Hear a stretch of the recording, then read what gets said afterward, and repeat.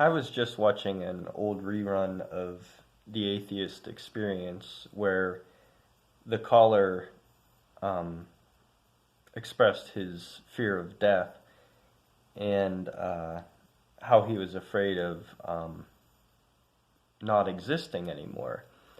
And I keep seeing a lot of the hosts of The Atheist Experience referring to the Christopher Hitchens quote, where he talks about um, how at death it's like leaving a party and being told that the party's going to go on without you. And a lot of the times, the hosts of the Atheist Experience suggest that so you should enjoy life while you can, and then they'll ask questions like, well, if you go to a really nice meal and you're going to have a good meal, do you not enjoy it just because the meal's going to end? And,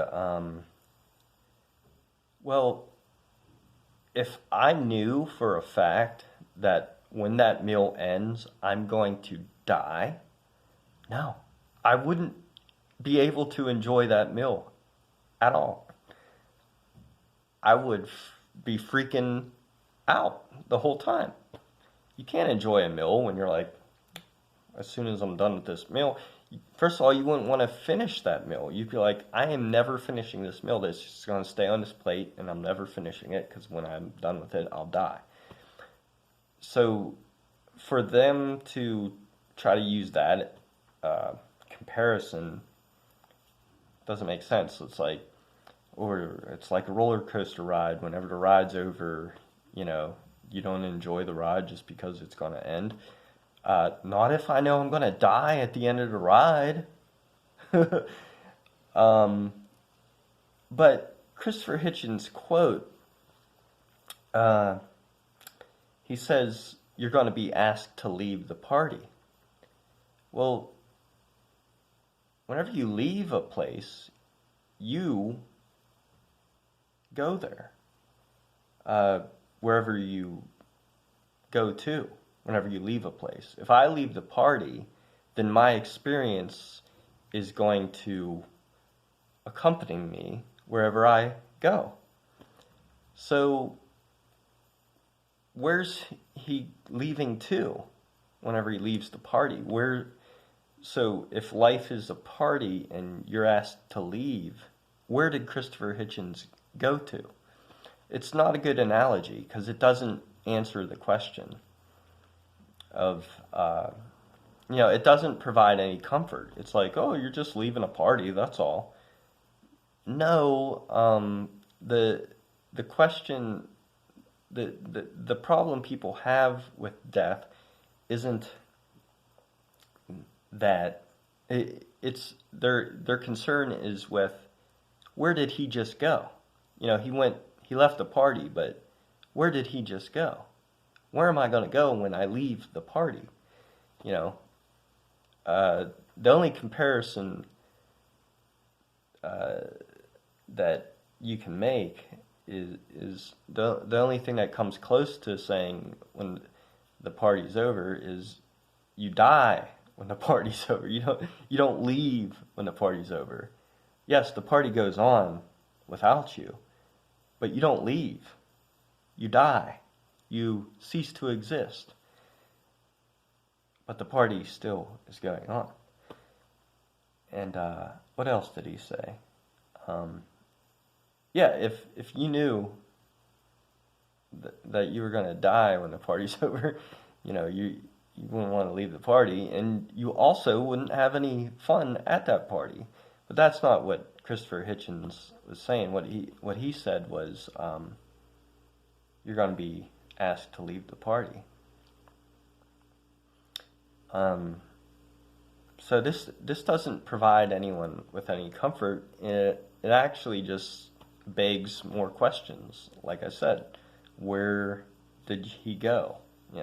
So it actually implies, Christopher Hitchens unintentionally implied that he will continue to exist after he leaves the party, because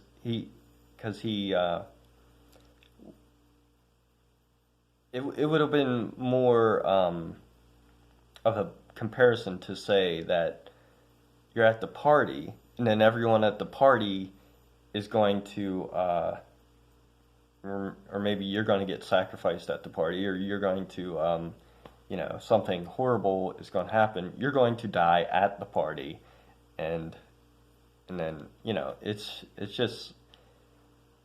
not a good analogy, because the callers to the atheist experience they're looking for an answer of, they already came to the conclusion that they're going to end when they die. They're going to cease to exist when they die. They're questioning, what will that be like? What will it be like to no longer exist? And people will say, well, do you remember before you were born? No, you don't, because you didn't exist before you were born. You only remember what happened after before you were born. And what happened after before you were born? Well, before you were born says it all right there. After before you were born. And so, if death is a return to before birth, then what's that say? It says that that will once again be followed by a birth, which makes a lot of sense, because we know that people and animals and whatever else is going to be born after you die.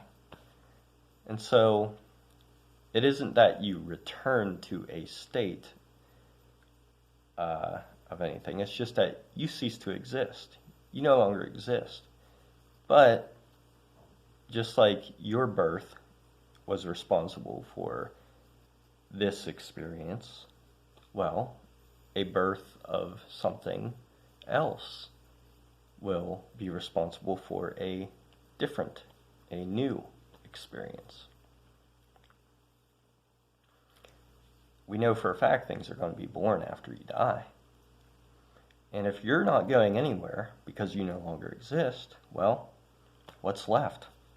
The only experiences that will be going on after you die will be the experiences that do exist, the ones that are occurring.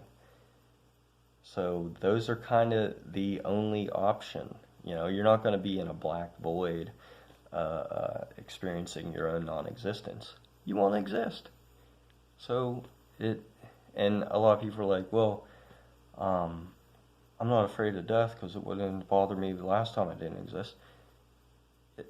What happened after you didn't exist? Does that bother you?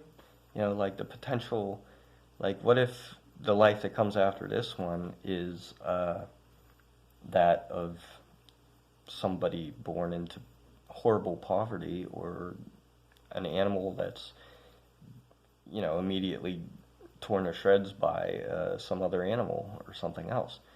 You're not going to experience your own non-existence. Only experience is experienced. And as philosopher Tom Clark said, consciousness is always present for itself. So if there's anywhere there's consciousness, it's present for itself. It's experiencing only its own experience. So the atheists are mistaken to